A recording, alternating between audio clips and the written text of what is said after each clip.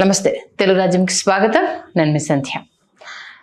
ఉమ్మడి ఆంధ్రప్రదేశ్ నుంచి అంటే రాజకీయ ధురంధరులుగా పేరు పొందిన వాళ్ళు, ఆ ఉమ్మడి ఆంధ్రప్రదేశ్లో మంత్రులుగా చేసిన వాళ్ళు, ఆ తర్వాత విభజిత ఆంధ్రప్రదేశ్లో తమ ప్రస్థానానికి సంబంధించి వివిధ పార్టీల్లో జాయిన్ అయిన వాళ్ళు మనం చాలా మందిని చూసాం. ఈ నేపథ్యంలో ఉమ్మడి ఆంధ్రప్రదేశ్లో మంత్రిగా పనిచేసి ఆ తర్వాత బీజేపీలో జాయిన్ అయ్యి బీజేపీ రాష్ట్ర అధ్యక్షుడిగా చేసి ప్రస్తుతం టీడీపీలో కొనసాగుతున్నారు మాజీ మంత్రి కన్నా లక్ష్మీనారాయణ. ఆయన గుంటూరు వాసి, అందరికీ తెలిసిందే.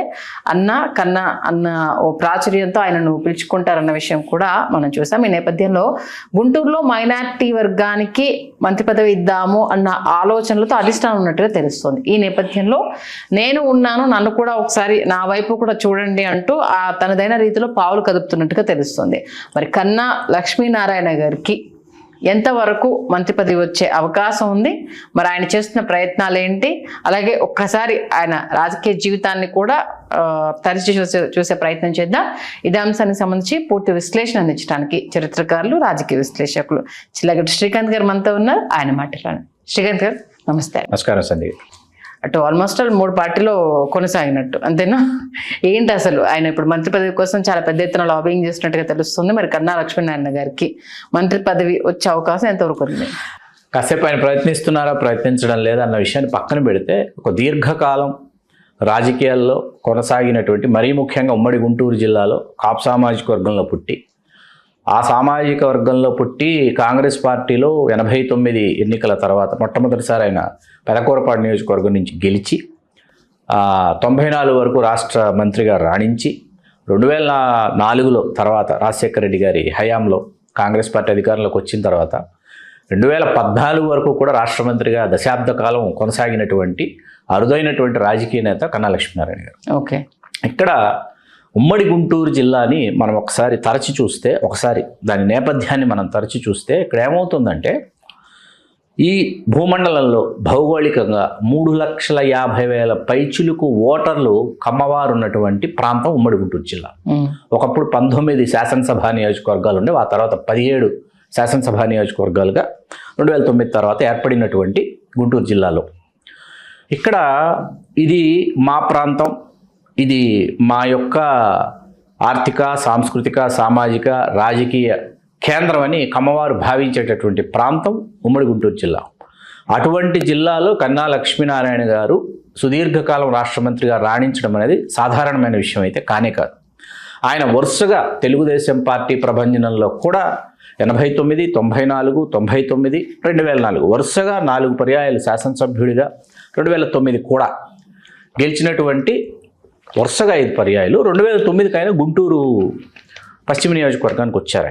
ఓకే, పెదకూరపాడు అంటే గుంటూరు పశ్చిమ నియోజకవర్గానికి వస్తే పెదకూరపాడు మరొకరికి రాజశేఖర రెడ్డి గారు ఆ సమయంలో కేటాయించడం జరిగింది. మరొక సామాజిక వర్గానికి, కమ్మ సామాజిక వర్గానికి కేటాయించినట్టున్నారు. వీరు గుంటూరు పశ్చిమ నుంచి ఆఖరి ఎన్నిక 2009 ఎన్నిక చేశారు. అప్పటికి ఇక్కడ ఈ ప్రాంతం గురించి ఇందాక మనం మాట్లాడుకున్నట్టు ఏంటంటే, కాంగ్రెస్ పార్టీలో ఒక కమ్మకి ఆలపాటి ధర్మారావు గారు కావచ్చు, మరొకరు కావచ్చు, వారికి మంత్రి పదవి ఇస్తూ ఒక కాపుకు కూడా మంత్రి పదవి ఇచ్చేటటువంటి సంప్రదాయం కాంగ్రెస్ పార్టీ పాటిస్తూ వచ్చింది. ఓకే, గుంటూరు జిల్లాకు వచ్చేటప్పటికి. అయితే కాంగ్రెస్లో కన్నా లక్ష్మీనారాయణ గారి కంటే ముందు దురంధరులు లేరా అంటే ఉన్నారు. మేడూరు నాగేశ్వరరావు గారు, సింగం బసవపున్నయ్య గారు, ఇట్లాంటి వాళ్ళు తెనాలి లోక్సభ సభ్యులుగా చేశారు. సింగం బసవపున్నయ్య గారు ఆయన లోక్సభ ఎంపీ చేశారు, తెనాలి తర్వాత ఎమ్మెల్సీ చేశారు. దురంధరుడు ఎమ్మెల్సీ చేశాడు ఆయన.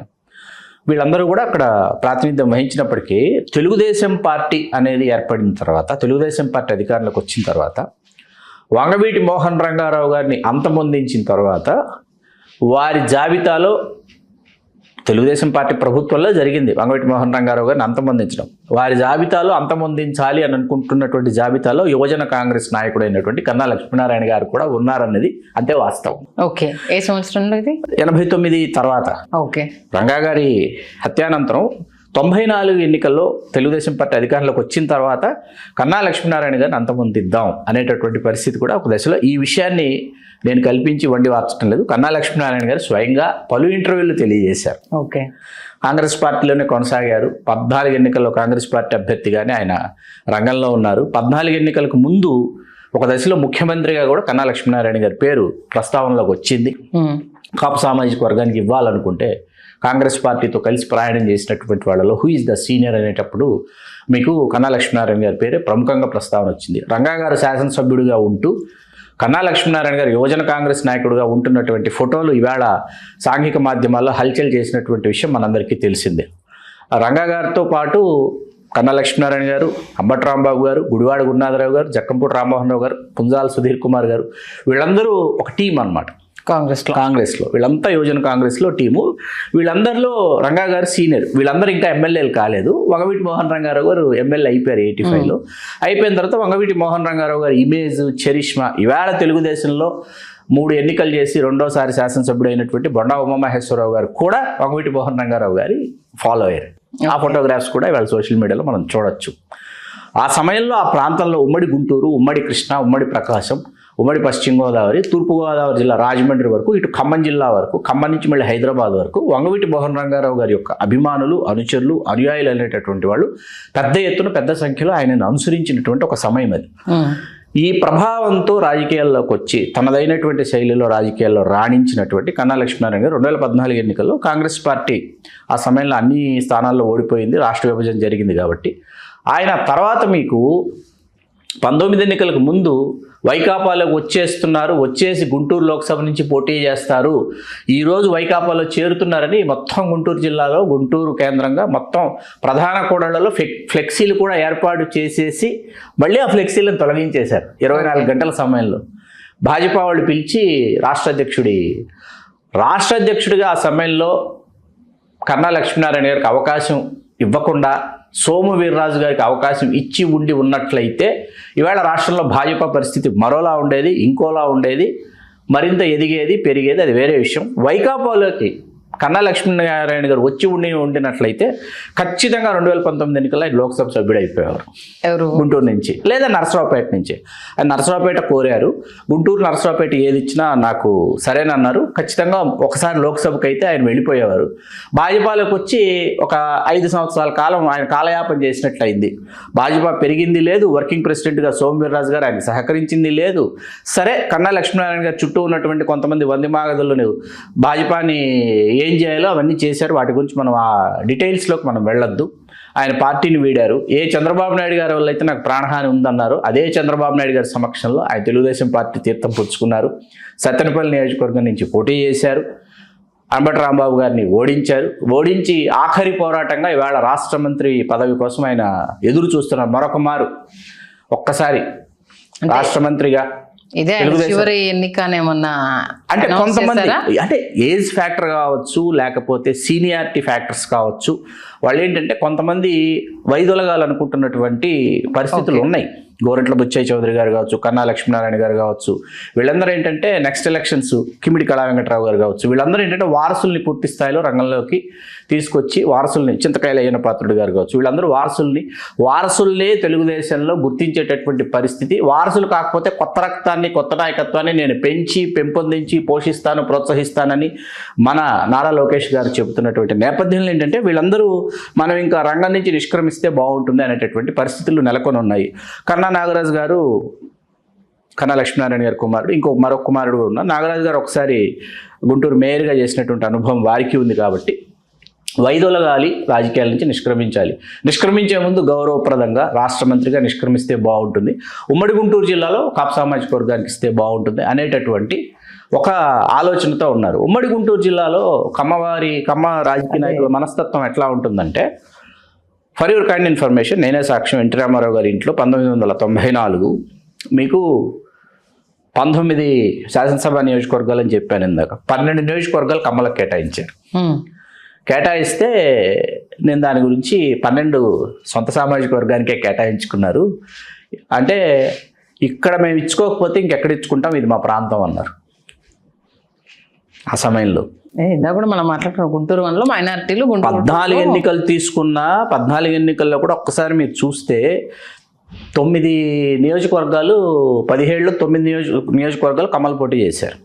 చంద్రబాబు నాయుడు గారు 9 మందికి ఇచ్చారు. కాపు సామాజిక వర్గానికి 2 కేటాయిస్తున్నామని ఓడిపోయేటటువంటి బాపట్ల అన్న సతీష్ ప్రభాకర్ని కాపును పంపించి అదిగో మంగళగిరి ఇస్తున్నామని తులసి రామచంద్ర ప్రభు గారిని, చందు సాంబశివరావు గారిని మీరే అని చెప్పి చివరి నిమిషంలో మీరు కూడా కాదని చెప్పి వాళ్ళని వెనక్కు పంపించినటువంటి అక్కడ ఉన్నటువంటి ఎవరైనా కావచ్చు, to be frank, Dhulipalla Narendra garu కావచ్చు, పత్తిపాటి పుల్లారావు గారు కావచ్చు, అప్పుడు జీవించున్నటువంటి కోడెల శివప్రసాదరావు గారు కావచ్చు, లేకపోతే ఎరపతినేని శ్రీనివాసరావు గారు కావచ్చు, గురజాల, ఈ శాసనసభ్యులందరూ ఏం చేస్తారంటే కాపు సామాజిక వర్గం నుంచి నాయకులు, ద్వితీయ శ్రేణి నాయకులు, కార్యకర్తలు వాళ్ళు పెద్ద సంఖ్యలో పెరుగుతూ ఎదుగుతూ ఉన్నప్పుడు ఏంటంటే వాళ్ళ యొక్క సేవల్ని చాలా ఖచ్చితంగా వినియోగించుకుంటారు. వినియోగించుకున్న తర్వాత శాసనసభ నియోజకవర్గాలకి వీళ్ళు పోటీ పడుతున్నారు, లేకపోతే వీళ్ళు ఆశిస్తున్నారు, చందు సాంబశివరావు గారు అందుకు ప్రత్యక్ష ఉదాహరణ అని అనుకుంటే మాత్రం ఏం చేస్తారంటే వెంటనే వీళ్ళందరి మధ్య ఎటువంటి భావవైరుధ్యాలు ఉన్నా, ఎటువంటి మనస్పర్ధలు ఉన్నా వీళ్ళందరూ కూడా ఏకతాటి మీదకి వచ్చి చంద్రబాబు నాయుడు గారి ముందు కూర్చుని దయచేసి కాపు సామాజిక వర్గానికి ఇవ్వద్దు, ఒక్క స్థానం కూడా కేటాయించొద్దని వీళ్ళందరూ కలిసి కూర్చుంటారు. It's very clear. ఈ ప్రకటన మీద ఏదైతే నేను మాట్లాడానో, నేను ఇప్పుడు చెప్పానో, ఈ విషయం మీద నేను నిలబడే ఉంటా, ఇదే స్టాండ్ మీద నిలబడి ఉంటా. చందు సాంబశివరావు గారు అందుకు ప్రత్యక్ష ఉదాహరణ. కావాలంటే చందు సాంబశివరావు గారితో మనం మాట్లాడదాం ఫోన్లో. అంటే ఆ సామాజిక వర్గాల యొక్క ఓట్లు కావాలి. ఇప్పుడు డేగల ప్రభాకర్ గారు ఉన్నారు, లేకపోతే అన్నం సతీష్ ప్రభాకర్ గారు నా తర్వాత శాసనమండలికి పంపించారు. డేగల ప్రభాకర్ గారిని మిర్చి యార్డు చైర్మన్ ఏదో చేశారు ఆయన్ని. తర్వాత ఇప్పుడు వడ్రాణం హరిబాబు, ఆయనకు ఒక నామినేటెడ్, మీరు ఆ నామినేటెడ్ పోస్టులు ఆ క్రింది స్థాయిలో ఏవైతే ఉంటాయి అవి ఇస్తారు తప్ప ఎమ్మెల్యేగా ఎంపీగా పోటీ చేసే అవకాశం ఇవ్వరు. ఓకే. తెనాలి లోక్సభ నియోజకవర్గం అనేది గుంటూరు కమ్మ అయితే తెనాలి కాపు, నరసరావుపేట రెడ్డి, ఇట్లా ఉండేది. మీకు నాలుగు లోక్సభ నియోజకవర్గాలు, బాపట్ల, నరసరావుపేట, తెనాలి, గుంటూరు. బాపట్ల జనరల్గా ఉన్నప్పుడు కమ్మకే తీసుకునేవాళ్ళు. కాంగ్రెస్లో పాపం సెలగల బెంజమిన్ అని దళిత క్రైస్తవులకు ఇచ్చేవాళ్ళు, కానీ చెమటా సాంబు అని చెప్పేసి ఇందులో తెలుగుదేశంలో ఒకసారి ఒక యాదవుడికి అవకాశం ఇచ్చారు, పోటీ చేసే అవకాశం. కానీ అది దగ్గుబాటి రామానాయుడు గారు మరొకరు, ఒక్కసారి మాత్రం ఉమారెడ్డి వెంకటేశ్వర్లు గారికి ఇచ్చారు, ఆయన కేంద్ర మంత్రి అయ్యారు. బాపట్ల శాసనసభ నుంచి, బాపట్ల లోక్సభ నుంచి తెలుగుదేశం పార్టీలో గెలిచింది ఉమారెడ్డి వెంకటేశ్వర్లు గారే. ఆయన తర్వాత మరొక కాపు గెలవాల బాపట్ల నుంచి. ఉమారెడ్డి వెంకటేశ్వర్లు గారు బాపట్ల 85 అసెంబ్లీకి గెలిచిన తర్వాత అంత గొప్ప వ్యక్తికి రాష్ట్ర మంత్రి ఇవ్వచ్చు, కానీ ఆయనకి ఇవ్వాల. ఆయన పాపం బాపట్ల లోక్సభ నుంచి గెలిచి కాపుకి ఇచ్చి తీరాలి కాబట్టి లోక్సభకి పంపించారు. ఆ తర్వాత తెనాలికి వచ్చాడు ఆయన. బాపట్ల రామానాయుడు గారు తీసుకోవాలి, ఆయన తెనాలికి తీసుకొచ్చారు. తెనాలిలో ఒకసారి గెలిచారు, ఒకసారి పి శివశంకర్ గారి చేతిలో ఓడిపోయారు, అదొక వేరే విషయం. తెనాలి లోక్సభ నియోజకవర్గమే 2009లో రద్దు చేశారు కాంగ్రెస్ హయాంలో. డాక్టర్ రాజశేఖర రెడ్డి గారు ఆయన టీం ఆలోచన ఏంటంటే తెనాలి లోక్సభ రద్దు చేస్తే కాపులు గుంటూరుకు వస్తారు, గుంటూరు కాపుల యొక్క ప్రథమ స్థానంలో కాపులే గుంటూరు లోక్సభ నియోజకవర్గంలో ఓటర్లుగా ఉంటారు. వాస్తవం అది. 2009, 14, 19, 24 వరుస ఎన్నికలు తీసుకుంటే, ఓటర్స్ లిస్ట్ తీసుకుంటే కాపులే ఫస్ట్ ప్లేస్లో ఉన్నారు. 2 సార్లు మీకు ప్రయోగం జరిగింది. ప్రజారాజ్యంలో తోట చంద్రశేఖర్ గారు పోటీ చేశారు, తర్వాత మొన్న మనకు వైకాపా నుంచి కిలారు వెంకటరోషయ్య గారు పోటీ చేశారు, అంత క్రితం 14లో కూడా వల్లభనేని బాలశౌరి గారు వైకాపా నుంచి పోటీ చేశారు.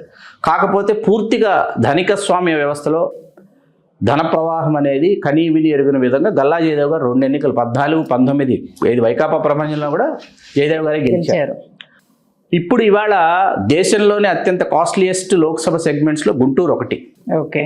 మొన్న మీకు హైయెస్ట్ ఎక్స్పెండిచరు మన ఏపీలో ఉన్నటువంటి 25 లోక్సభ స్థానాల్లో హైయెస్ట్ ఎక్స్పెండిచర్, ఎలక్షన్ ఎక్స్పెండిచర్ ఆ క్యాండిడేట్కి వచ్చింది గుంటూరు లోక్సభ సెగ్మెంట్. అవునన్నా కాదన్నా ఇది కాదనలేనటువంటి వాస్తవం. ఓకే. ఉమ్మడి గుంటూరు జిల్లాలో ఇవాళకి 24 మంది కమ్మ సామాజిక వర్గానికి చెందినటువంటి వాళ్ళు రాజ్యసభకు నామినేట్ అయ్యారు. ఒక్క కాపు కూడా రాజ్యసభకు ఉమ్మడి గుంటూరు జిల్లా నుంచి నామినేట్ కాలేదు. ఓకే. అన్ని పార్టీల నుంచి. ఇట్లా మనం మాట్లాడుకుంటూ వెళ్తే number of MLCs and also number of cabinet ministers Guntur ప్రాంతం నుంచి వచ్చారు. తప్పు లేదు, తప్పు కాదు. ఎందుకు? వాళ్ళ తీవ్రత, వాళ్ళ సాంద్రత ఉన్నటువంటి ప్రాంతం కాబట్టి. అయితే మిగతా సామాజిక వర్గాలకు కూడా సమతుల్యత పాటించాల్సినటువంటి అవసరం ఉంది కాబట్టి మనం ఇంత చర్చ చేయడం జరిగింది. చూద్దాం. కన్నీ లక్ష్మీనారాయణ గారు ఆఖరి పోరాటం చేస్తున్నారు. ఆ పోరాటం ఆరాటం తీరుతుందా, లేకపోతే మాజీ శాసనసభ్యుడిగానే ఆయన రాజకీయ నిష్క్రమణ, ప్రస్తుతం శాసనసభ్యుడు, వచ్చే ఎన్నికల్లో ఆయన కుమారుడికి ఆయన అవకాశం తీసుకోవాలనుకుంటున్నారు కాబట్టి మాజీ మంత్రివర్యులు కాదు, మాజీ శాసనసభ్యుడిగానే నిష్క్రమిస్తారా, రాజకీయ యవనికరించినది మనం చూడాలి. సంజయ్ గారు ఓకే, మంచి లోతైన విశ్లేషణ అందించారు. ధన్యవాదాలు శ్రీకాంత్. ధన్యవాదాలు సంజయ్ గారు. హలో, తెలుగు రాజ్యం ఛానల్ చూస్తున్నారా? సామాజిక, రాజకీయ, జీవన చిత్రణే తెలుగు రాజ్యం. అతిశయోక్తులు, అసత్యాలు ఉండవు. రాజకీయ కోణం కాదు, ప్రజా కోణమే కొలబద్ద. తెలుగు రాజ్యం వీక్షణ మీ ఉత్తమ అభిరుచికి నిదర్శనం.